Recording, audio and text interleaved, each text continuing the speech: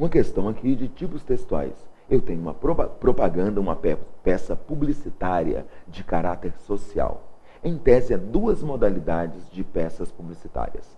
Há uma que eu posso chamar que é de utilidade pública, mais associada ao governo, tá? E uma outra que é comercial, cujo objetivo é vender. Aqui é de utilidade pública. Brasil unido contra a dengue. Uma informação. O combate não pode parar.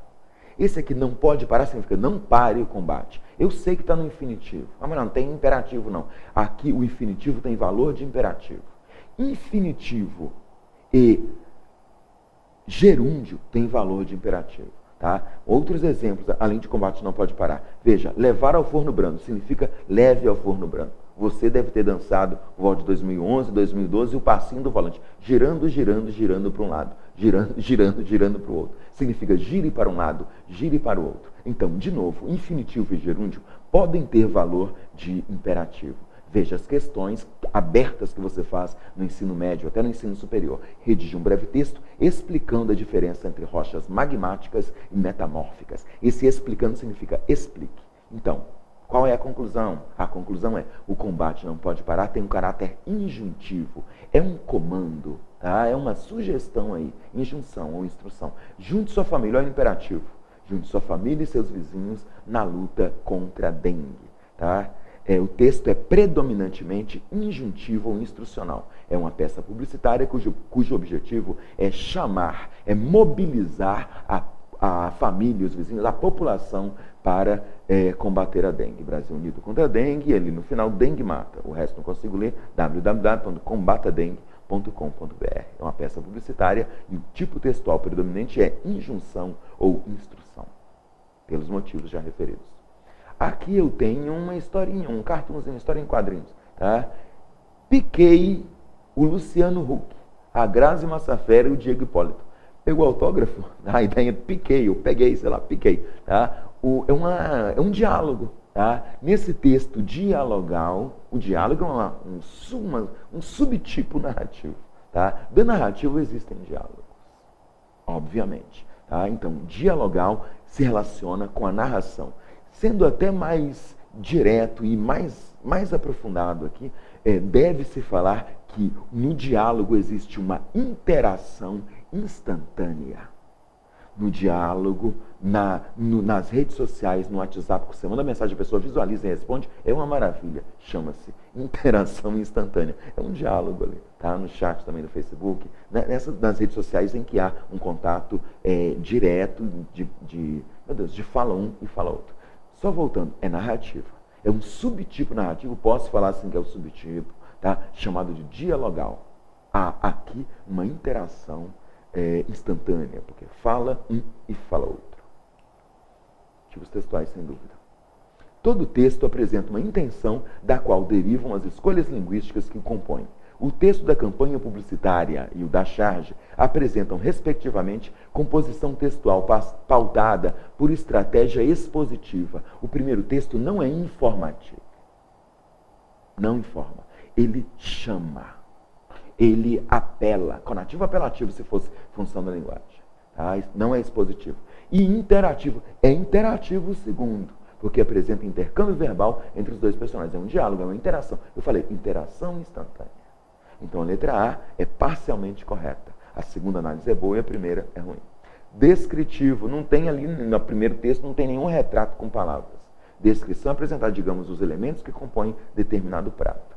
Tá? Descrição, fazer um retrato com palavras. Descrição está errado. Narrativo está certo, pois um dos personagens conta um fato, um acontecimento. Você falou que é dialogal. Falei sim. E falei assim, ó, diálogo é um subtipo narrativo. O primeiro aqui, locutor, o primeiro personagem, Mosquito, fala, piquei Luciano Huck, a Grazi Massafera e o Diego Hipólito. Ele está contando uma micro-história aqui no diálogo. A letra B tem a primeira análise errada e a segunda certa. A questão é muito bem escrita. Injuntivo, sim, uma vez que por meio do cartaz diz como se deve combater a dengue. Não fala como combater, não. Vou voltar aqui. O combate não pode parar. Junte sua família e seus vizinhos na luta contra a dengue. Diz que deve-se chamar. O objetivo é apelar ou chamar a população, mobilizar a população para o combate. Não se fala como é que vai fazer o combate. Tá? Muito bem. Manuel, aquele negócio que está ali que você não consegue ler, nem eu. Ali ninguém consegue ler, tá? Até porque vai parecer bem menor lá no Enem. Lê-se aquilo que foi possível ler. O texto é injuntivo ou instrucional e tenta mobilizar a população para combater a dengue.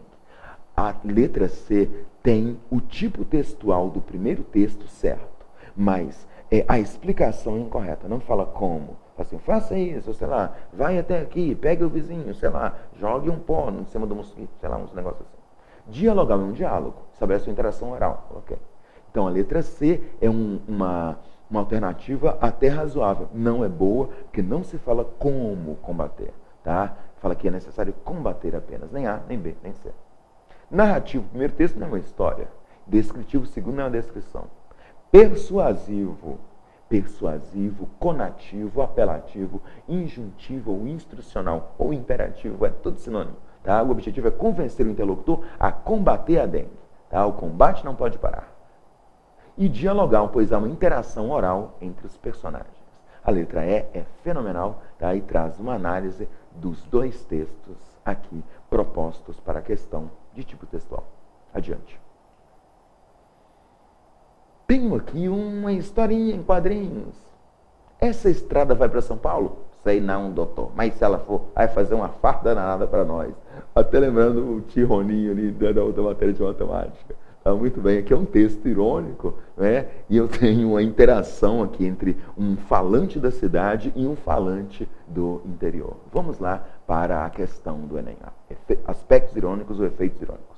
O efeito irônico presente no texto resulta de intertextualidade, sugerida pelos traços identificadores do homem urbano e do homem rural. Peraí, o que é ironia? A ironia consiste em falar o oposto daquilo que se pensa. Na ironia existe um marcador linguístico, existe uma palavra ou um bloco de palavras que pode ser entendido de uma forma e de outra forma totalmente oposta. O que traz o marcador ou a sequência textual irônica é vai para São Paulo. Cada um dos interlocutores ou dos falantes entende vai para São Paulo de uma forma. Para o habitante da cidade grande que está aqui no carro, vai para São Paulo permite que se chegue até São Paulo.